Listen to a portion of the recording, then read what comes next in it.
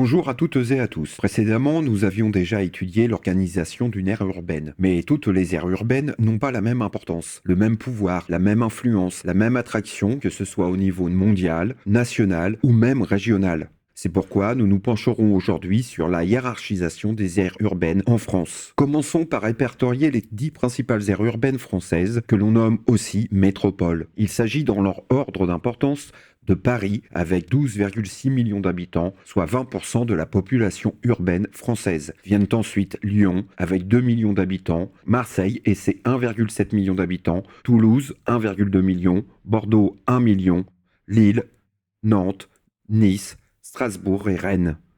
Ces gigantesques aires urbaines participent au phénomène de métropolisation. Ce terme désigne la concentration de plus en plus importante des populations, mais aussi des activités et des fonctions de commandement dans les villes. C'est-à-dire qu'elles concentrent les plus grandes densités démographiques, ainsi que les lieux de pouvoir politique, culturel et économique. On y trouve ainsi les sièges des institutions d'État, des quartiers d'affaires, des musées, de grandes salles de spectacle, des parcs d'exposition, etc.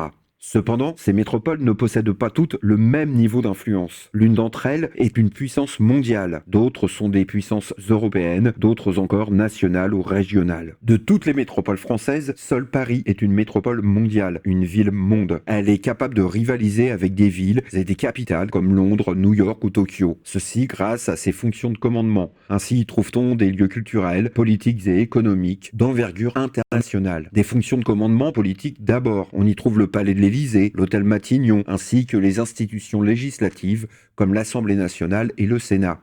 Des fonctions de commandement culturel ensuite, par exemple le Zénith pour la musique, la Comédie Française pour le théâtre, des maisons comme Dior ou Chanel pour la haute couture et le luxe, des centres de congrès et d'exposition qui reçoivent les plus grandes manifestations et salons internationaux. Enfin, des universités prestigieuses comme la Sorbonne. Enfin, Paris possède des fonctions de commandement économique comme la Bourse de Paris ou le quartier des affaires de la Défense. D'ailleurs, la métropole parisienne forme le second parc de bureaux de la planète, preuve du dynamisme du secteur tertiaire. De plus, l'agglomération parisienne domine le système urbain français avec des réseaux de transport structurés autour de la capitale. Ces réseaux aériens, ferroviaires et routiers relient la capitale à la fois au monde, mais aussi aux autres capitales européennes et aimantent l'ensemble des autres métropoles européennes. Mais derrière la domination de Paris se met en place une hiérarchisation des métropoles françaises. Tout d'abord avec Lyon, Strasbourg et Lille, qui sont des métropoles d'envergure européenne. Elles ont un rayonnement qui dépasse les frontières et possèdent des fonctions de commandement complètes.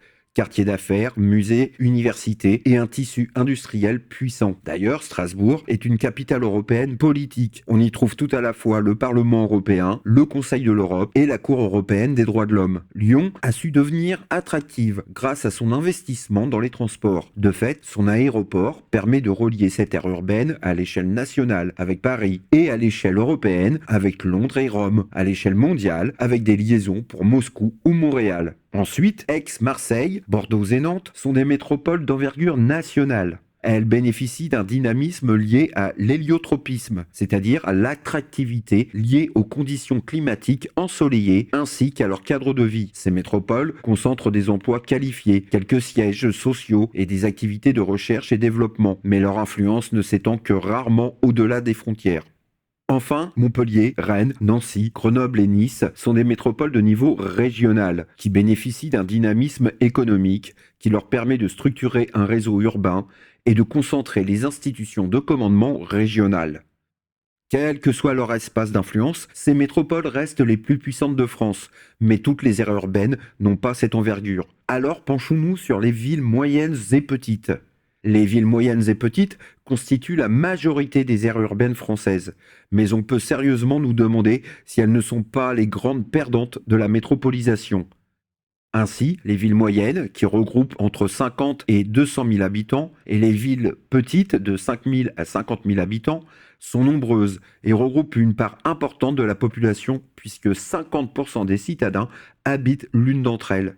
Ces villes, petites et moyennes, sont généralement à l'écart de la métropolisation. Leurs activités sont essentiellement industrielles et par conséquent fortement impactées par la désindustrialisation. Leurs villes-centres se dégarnissent au profit des zones périurbaines. Elles sont caractérisées par la fermeture de commerces et la diminution des services de proximité, les services de santé par exemple. Elles accueillent des populations fragilisées par les crises économiques et sociales. Néanmoins, elles connaissent des situations contrastées. Leur dynamisme est très dépendant de leur proximité à une métropole, qu'elle soit régionale ou nationale. Alors, que retenir? Vous devez connaître la définition du terme de métropolisation. De plus, vous savez localiser, nommer et placer les 10 principales métropoles françaises. Ensuite, vous savez expliquer la hiérarchisation de ces 10 métropoles, c'est-à-dire distinguer entre métropoles mondiales, métropoles européennes, métropoles nationales et régionales.